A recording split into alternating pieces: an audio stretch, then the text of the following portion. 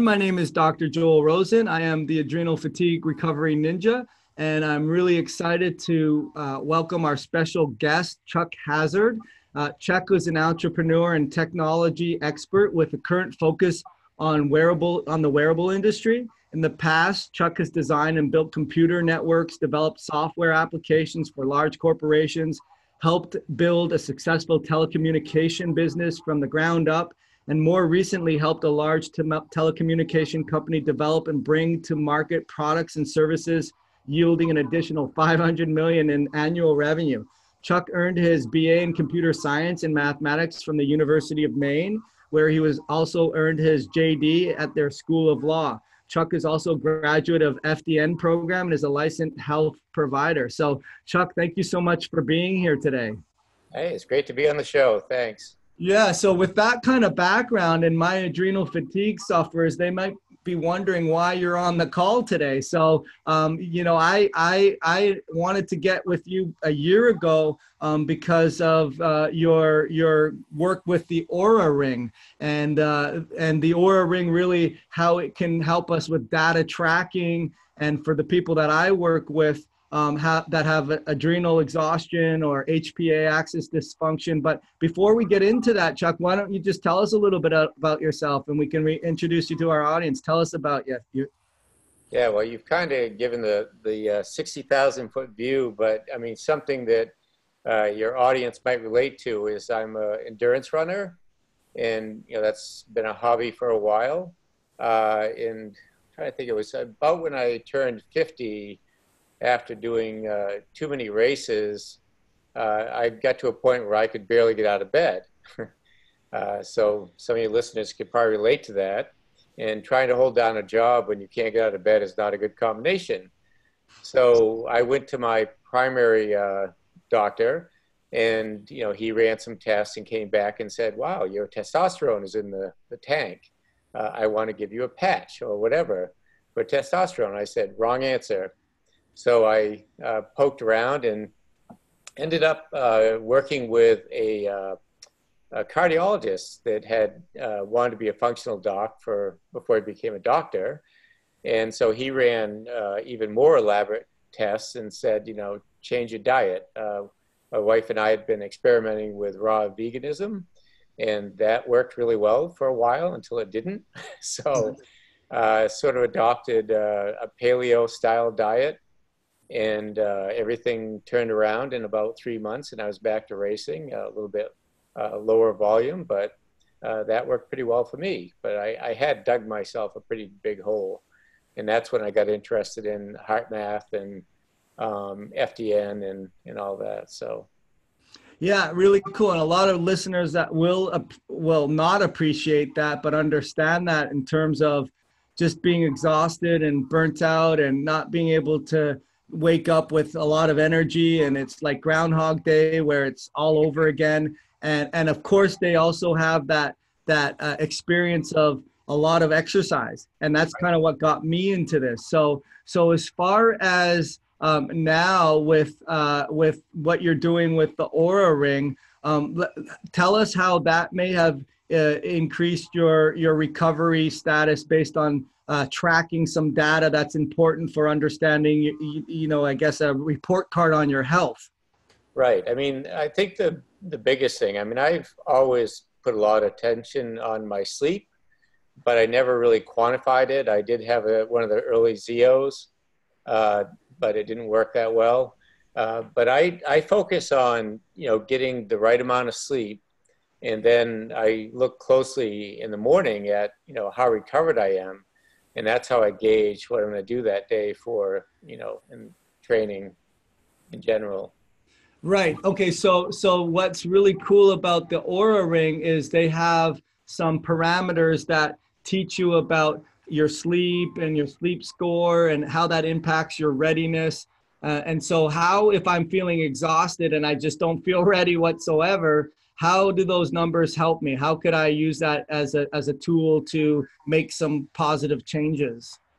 Right. So first, let's talk about, there are basically 3 buckets that we look at. So sleep's the most important one, because if you don't sleep well, you're not going to do anything the next day. And that's been proven over and over again. The second one is readiness, which is recovery. And then we have activity, which is movement. So for sleep, I mean, each one of these has a lot of contributors that they go into the score.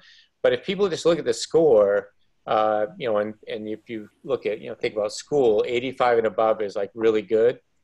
And if so if you try and focus on like, what am I going to do? Like, how well did I sleep? Well, I got an 85 or above. That you slept really well. And readiness, if it's 85, you recovered well. And then activity is more about balance, not, it's dose dependent, not too little or too much is not necessarily good. And so with sleep, we look at a lot of different things. I mean, the big ones are the total amount of sleep you get. And this is different from the time in bed. So the total time that you sleep should be between 7 and 9 hours for anybody. And if you get less than that, our paper just came out that studied a bunch of people, and they looked at depriving people of sleep for 3 nights in a row, so less than 6 hours. And they were looking at heart rate variability. And it took, on average, 3 nights of over 8 hours to get their HRV back to baseline. I mean, so it does wreck you when you get less than 7 to 6 hours of sleep a night. The other thing we look at is sort of the sleep alignment. I don't know if your audience knows much about chronotypes, but there's basically a clock in our brains, a master clock, that directs us in our biology as an individual when you should go to sleep, when you should wake up. And actually, they're finding more and more about that, of when you should exercise, eat, based on your chronotype. So, but that aside, your sleep every night, the midpoint of it should be between midnight and 3 a.m. And for anybody, no matter what your chronotype. And a lot of people, especially like college kids, think they're invincible. They'll stay up till 2 in the morning, and that will catch up with them over time. And then the third major thing that, from sleep, as far as how it influences health, is consistency, is going to bed and waking up the same time 7 days a week. Again, college students and even adults, they go out on weekends, the work week's over and they stay out late, and it's called social jet lag for a reason. It does the same thing to your body as crossing numerous time zones. So those are the 3 big players in sleep. We also do all the detailed sleep stage, looking at like deep sleep, REM sleep, light sleep, the awake time. So I can't talk today, but anyway, how restless you are at night. I mean, that's something to look at if you're looking at your sleep quality. And a lot of people, are really restless. But I would caution people, like the sleep stages, the deep REM and stuff. It's interesting. Those designations were created for sleep studies, doctors that are sleep doctors. It's not part of research. The other things I talked about, the time you spend asleep, the consistency and alignment, those are bigger movers of health than worrying about how much deep sleep you get. So other things we look at, like while someone's sleeping, the Ring has 2 infrared sensors, and we sample at a higher sample rate than anybody in the industry. It's 250 times a second. Most wearables, like wrist-based ones, are like 20 times a second, which sounds impressive, but 250 is very impressive. Right. So we're sampling off the arteries that run on the bottom side, the polymer side of each finger. And so from that, we're actually measuring what's called an arterial pulse waveform. And that allows us to derive clinically validated heart rate variability, and breathing rate. So we use all of that plus 2 temperature sensors. We sample it once per minute. Other wearables have temperature sensors, but it's to tell if you take it off your wrist, so they can turn off the LEDs. We're actually using it while people sleep. It's part of our nocturnal biology. Your skin temperature and your core temperature are the same. That's the only time in a 24-hour period. And that was built in part of our biology, so you didn't freeze to death in the cave at night, right, while you're sleeping. And then we have motion sensors, which are 50 times a second sampling. So that's how we figure out when you go to bed, when you wake up, everything that happens in between. We're monitoring at that high sample rate your heart rate overnight, your heart rate variability overnight, and your temperature overnight. So then you take all, some of that same data and go into, you've woken up in the morning, you want to know if you're recovered or not. We look at how restorative your sleep was.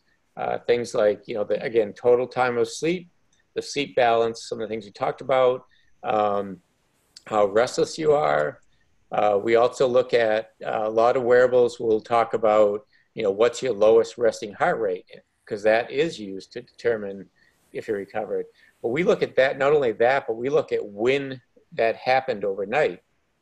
And quite often you find people's lowest resting heart rate is in the early morning hours. And it looks like a ski slope, right? It just kind of goes. So that's evidence that something revved them up. And that gives them an opportunity to, for someone to talk about, you're not going to recover from any illness if you're not getting good quality sleep. And if you do things before you go to bed, like within 3 hours, there are a lot of things that can rev up your heart rate. Late meals, too close to bedtime, alcohol, other drugs, other stimulants, blue screen, being exposed to blue screen TVs, computers, cell phones, reading email from your boss, whatever it is. I mean, and other things too that people have less control over, mold in your house, which can cause other health problems, but that can rev you up. Non-native EMF. Some people are really sensitive to electronic smog, basically, which can come from smart meters, wiring in your home, wireless, routers, things like that.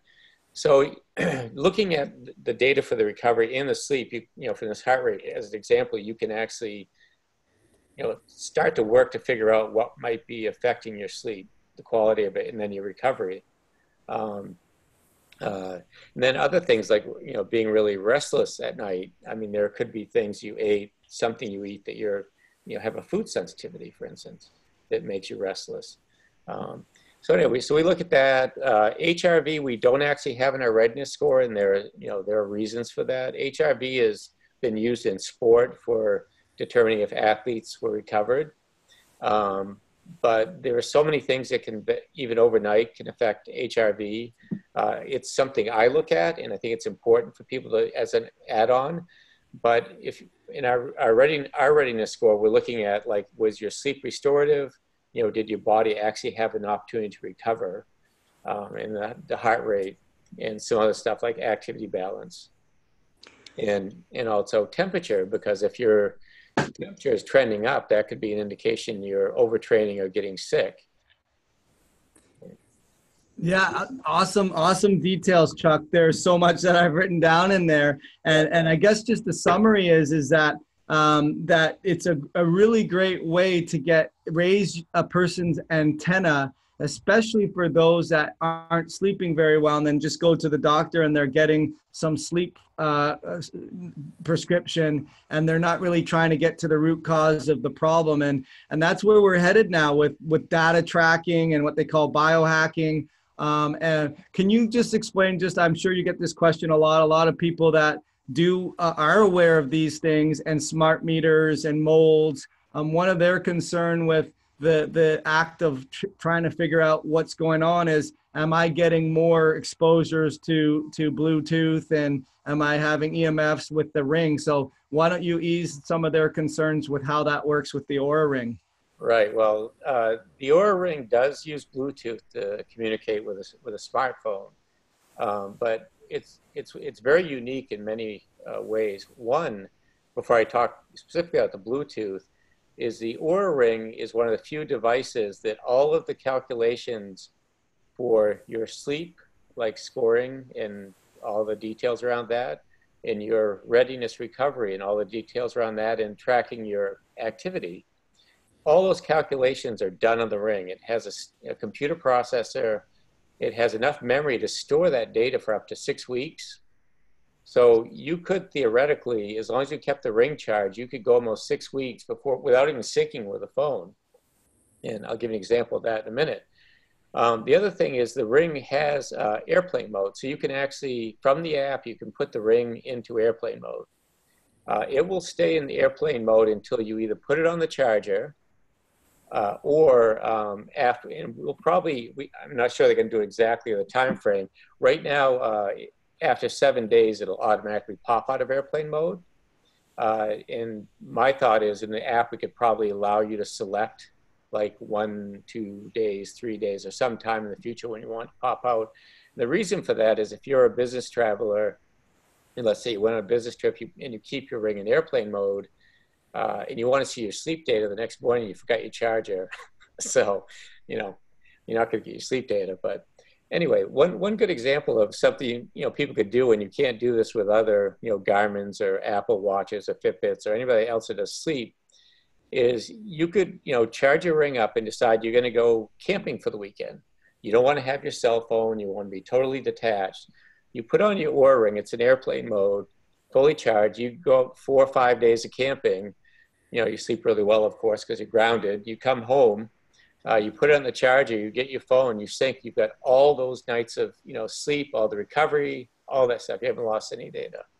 The other thing, if you wake up in the morning and you want to, see your sleep data, you take the ring. It's in airplane mode. Put it in the charger.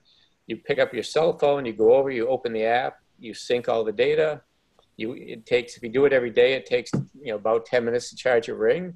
So you get up, go to the bathroom, whatever, start coffee. You come back, your ring's charged. You open the app, put the ring back in your finger, put it back in airplane mode. You're good to go for another 24 hours. Awesome. Okay, so that was going to be my question. So it still collects the data because of the fact of the processor in the actual ring, that when it's on airplane mode, it's still collecting the data. Absolutely. Yep.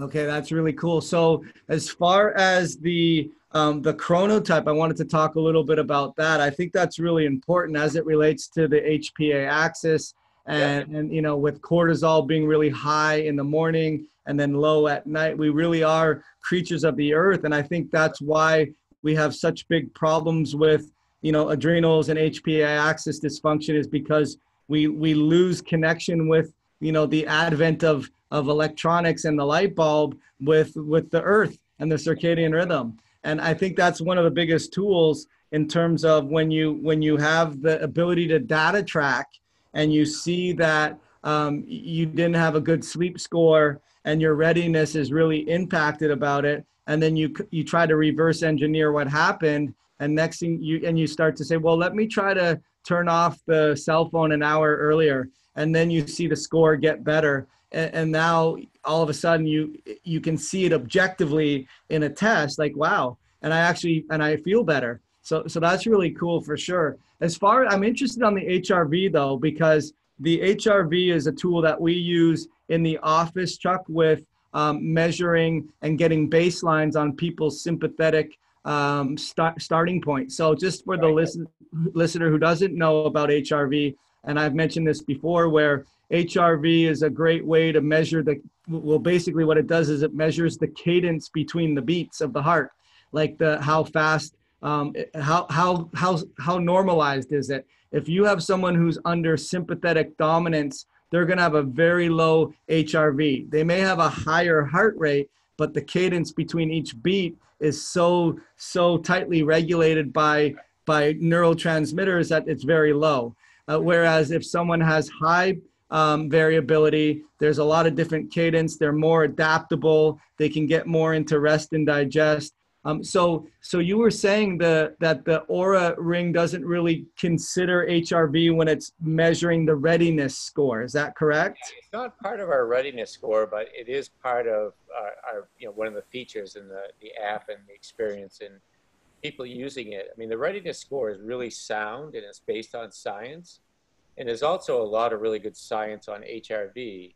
And there are different ways to look at it as far as, if you were a coach for, elite athletes, they rarely look at just the HRV number. They look at like 7-day trends and how much variation there is. And that's been found in a lot of research that People who have, it's not even about the level of HRV as much as it is, I mean, it is about that too, but there could be genetic reasons for that. But it's looking at how, how much does it vary over 7 days? If there's very little variation, it means that people are actually recovering. If there are wild swings, then, people, they're just not as fit because their body reacts so quickly to like whatever stimulus. It could be a really stressful day.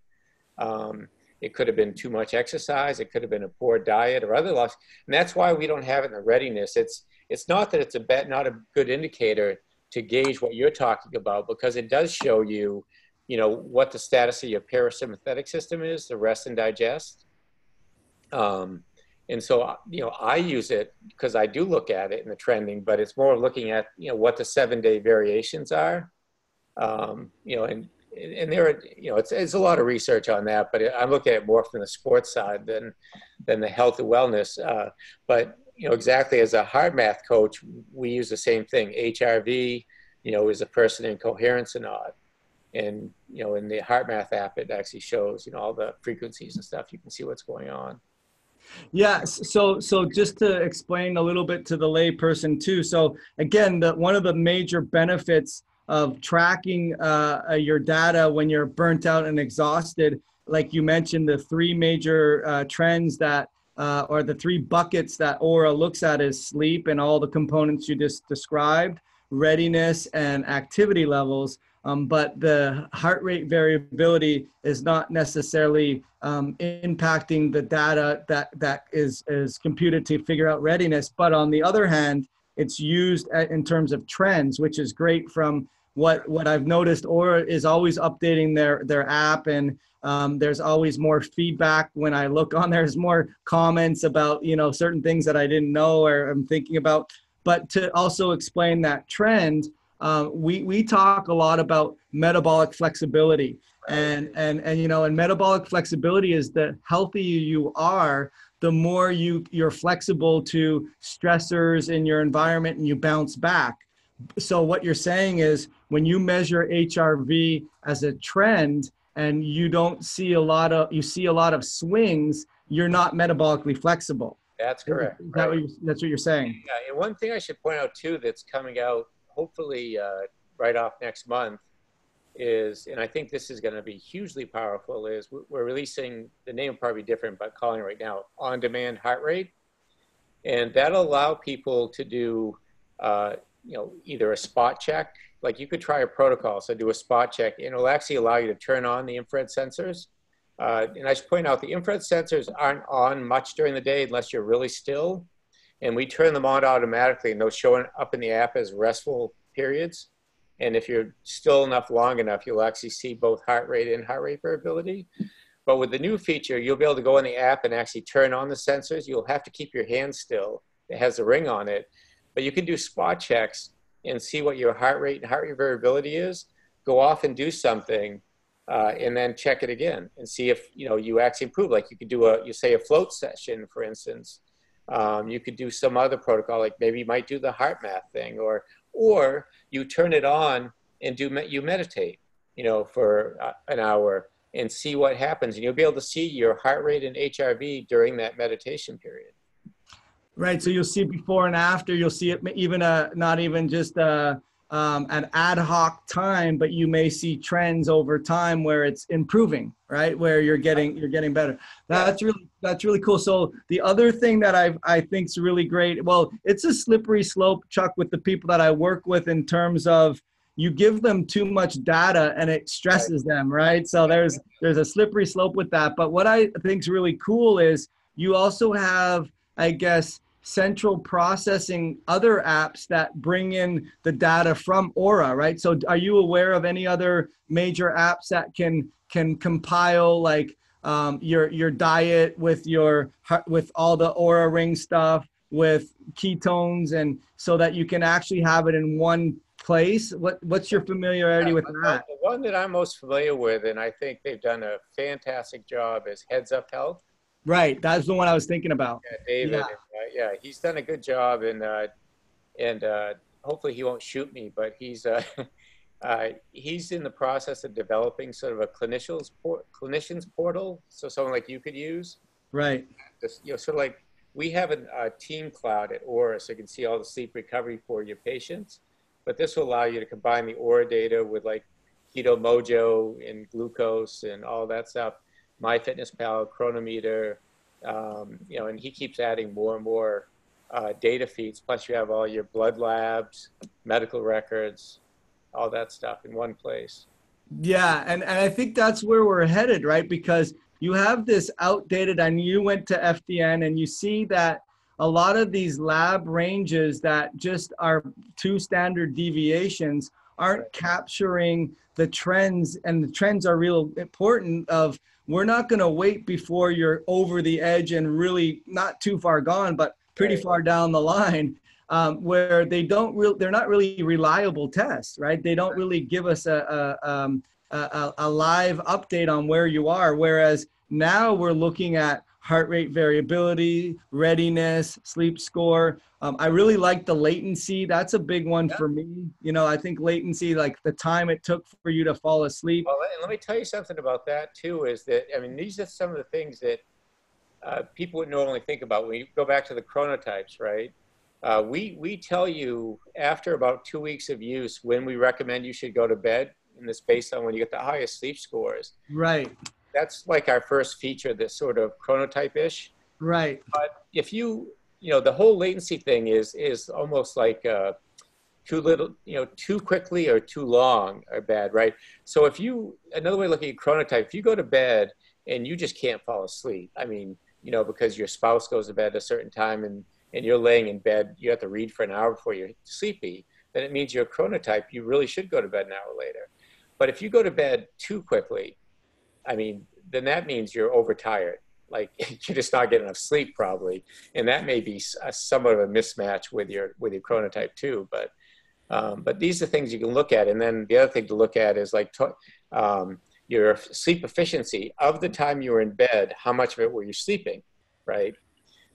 People should not be eating food in bed. Bed's not meant for that. Watching TV is a no-no.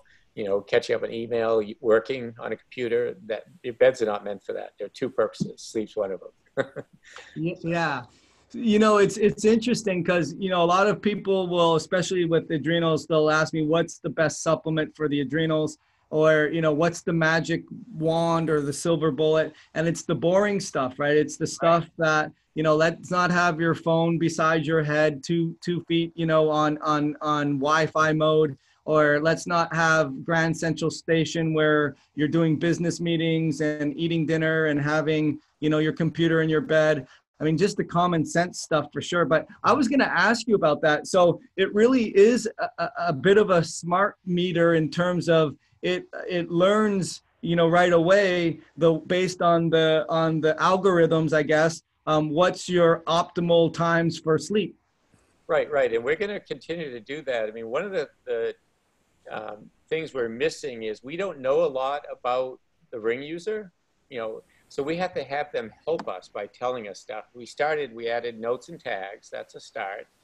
And we'll probably try and encourage people to use those more, because if people start using those and said, I did this at this time, or whatever the case was, we can then take that and look back through their data and look for correlations that they might not see and say, hey, Joel, we notice when you have 2 glasses of wine within 2 hours of sleep, you don't sleep well. So 1 glass 3 hours before you go to bed, that kind of thing. So, and this is sort of the thing, like there was one of the early smartphone sleep apps. You could put the phone beside your bed, a Sleep Cycle. They did some cute little things. Some of them are too cute, but they're kind of neat to look at. And they say like, oh, when you sleep, when there are full moons, you get, more deep sleep than when there isn't, kind of thing. And so it makes some interesting correlations. Yeah, and just to build on what you were talking about, I do think that, like, because I have a group of people that I work with and coach, and it sometimes becomes overwhelming in terms of not just data tracking, but finding those trends. Like, Right.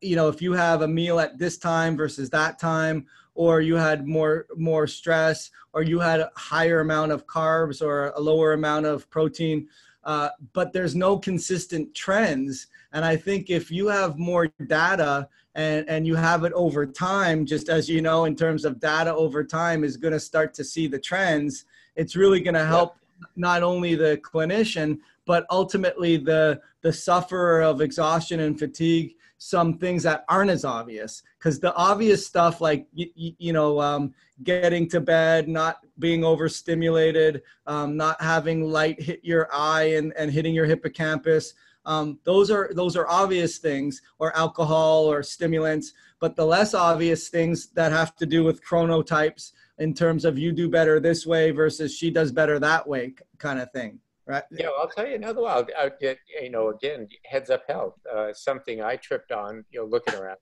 So with Heads Up Health, you can take data inputs from different sources and compare a couple, variables. And so I was playing around and I was looking at my resting heart rate as recorded by the Oura Ring and insulin load. Heads Up Health was pulling from MyFitnessPal the macronutrients, and they calculate insulin load from my carbohydrates and protein. And I could predict my resting heart rate by the insulin load. The higher the insulin load, the higher my heart rate. So if you think about that, even if you're on a ketogenic diet, if you're really pounding the protein, that actually raises your heart rate, and you might not actually get restorative sleep. And I pushed this out in social media, and a couple of other biohackers picked up on it, and they found the same correlations. That's really cool.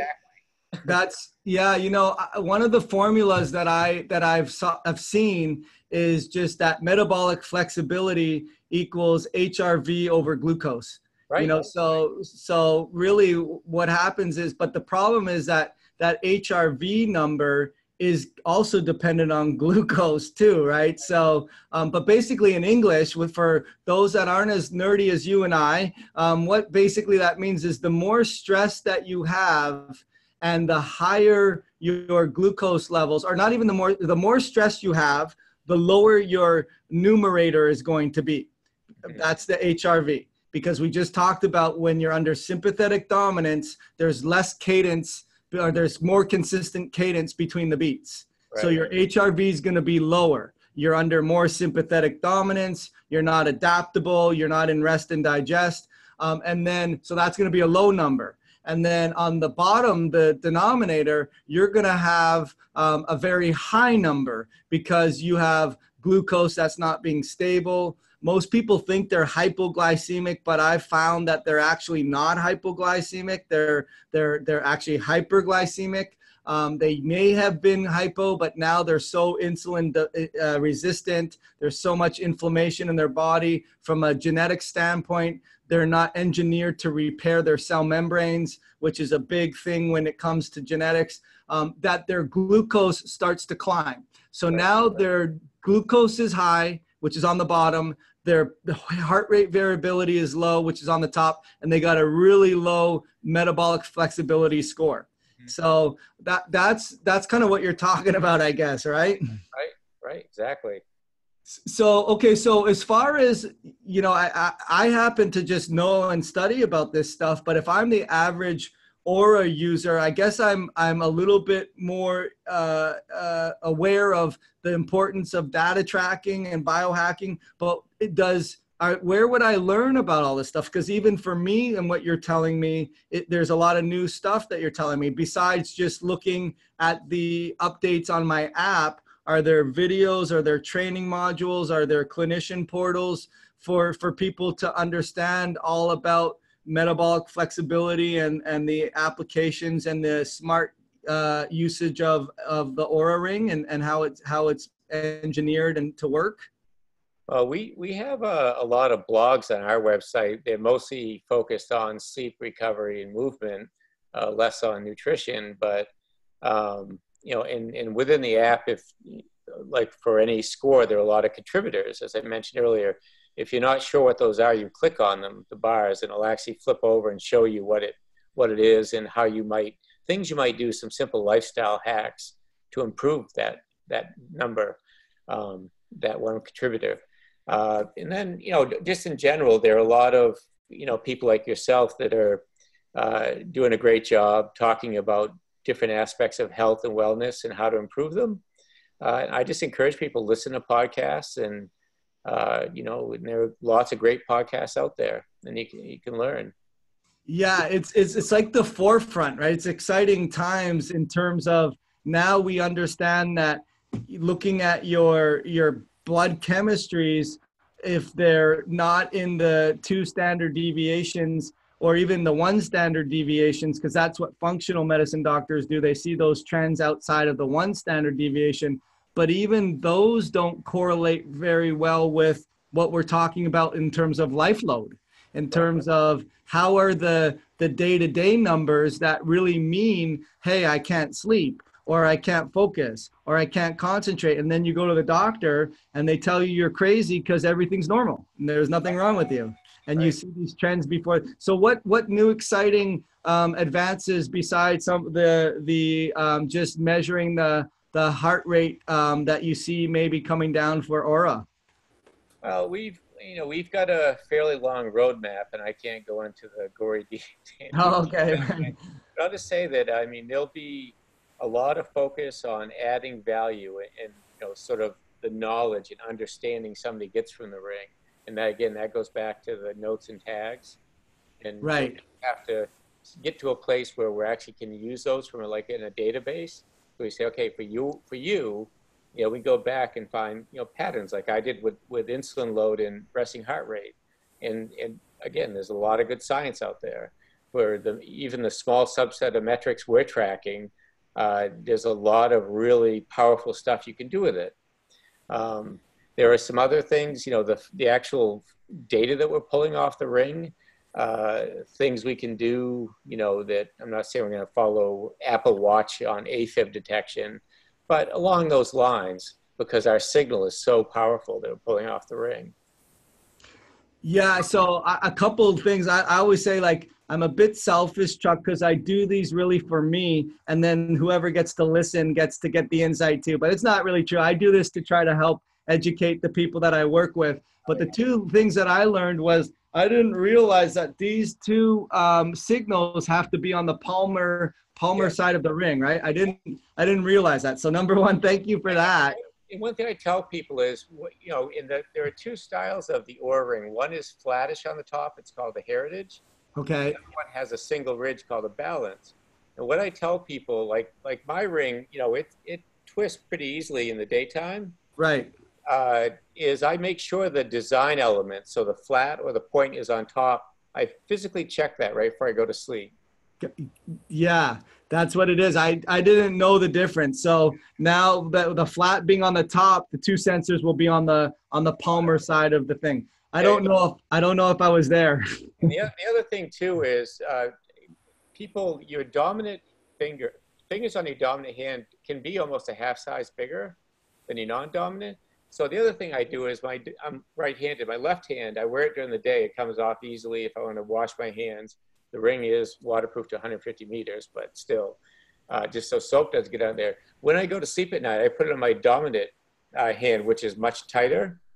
And so there's no way it's going to twist at night because you don't want it twisting too much. It can tolerate some twisting and still get a good signal. But some of our users actually get gaps in their heart rate and heart rate variability charts.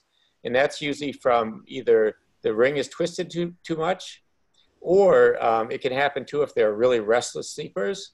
The sensors will turn off, they'll come back on again once they settle down. And so you can look at the activity graph in the cloud, and quite often you can see when they had the gap, they were really active.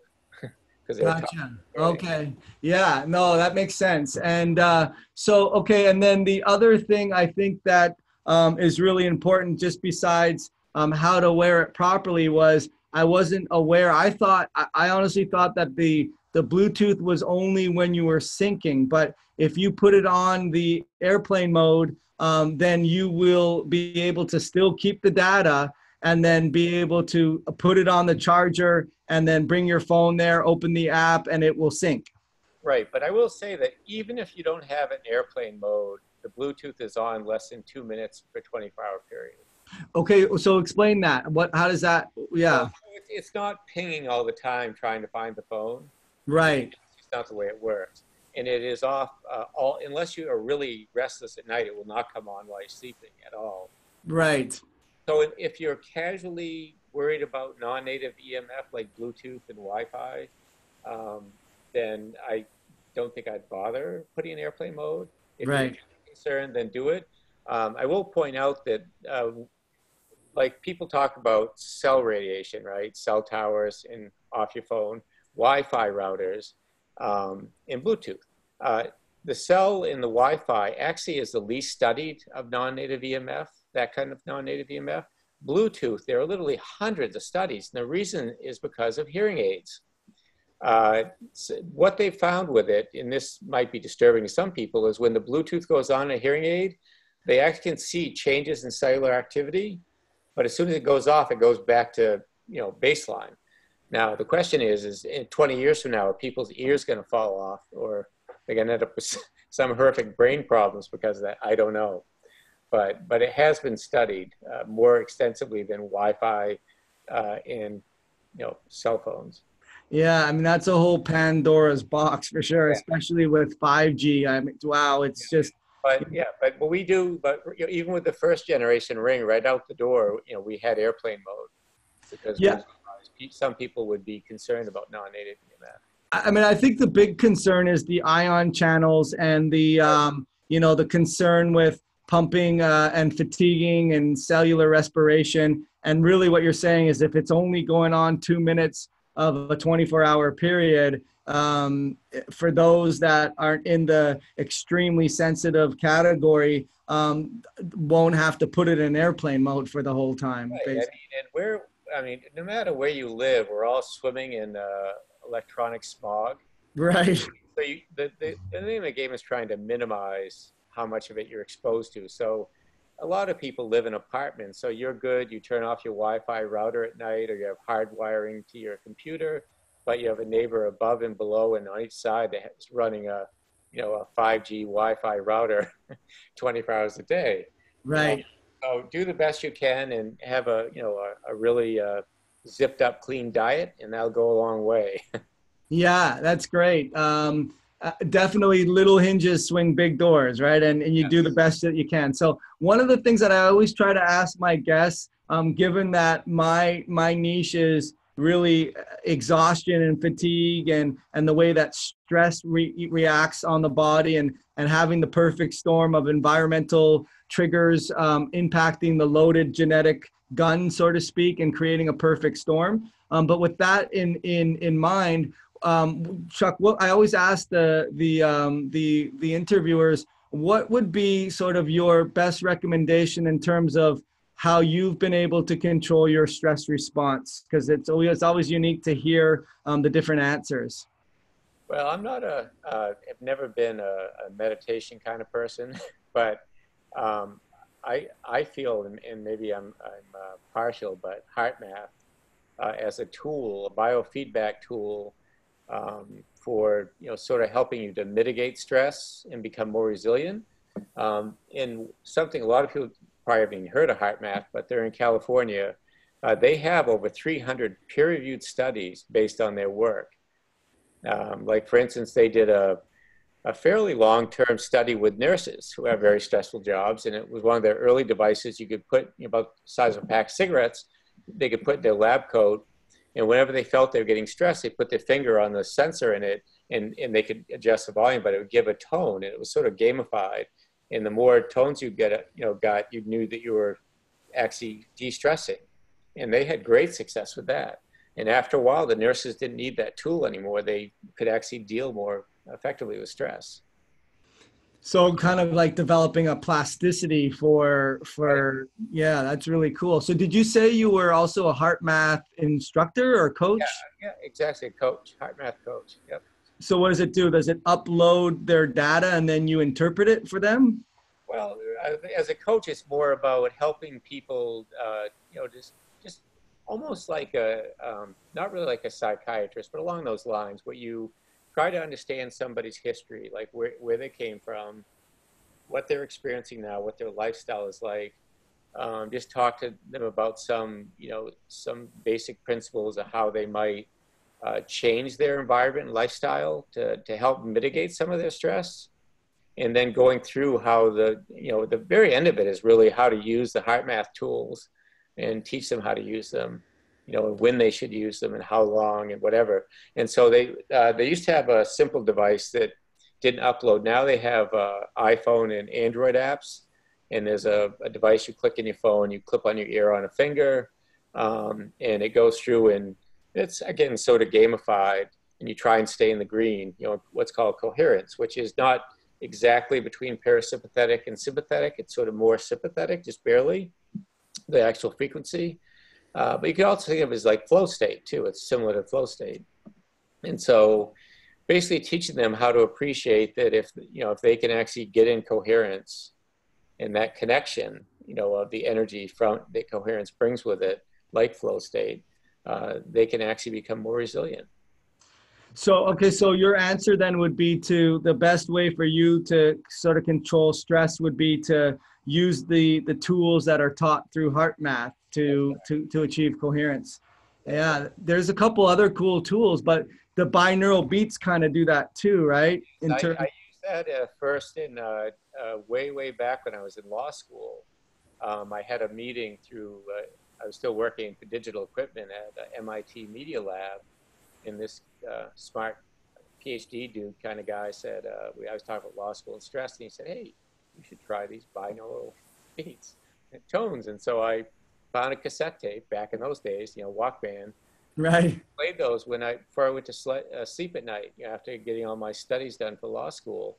And man, that knocked me right out. And I did way better yeah, during the day. Yeah, you'd probably have a good readiness score. Right. Well, that's awesome. You know what, Chuck, I appreciate the time, the insights that you shared with me. I definitely learned a lot myself, and I know this is going to be really helpful for my audience as well. And just want to thank you so much for giving me your time today and sharing your knowledge. And I really appreciate your insights. All right. Well, it's been great. Yep. And I hope you have a great evening. You too, and happy holidays. And you as well. All right. Bye. Bye.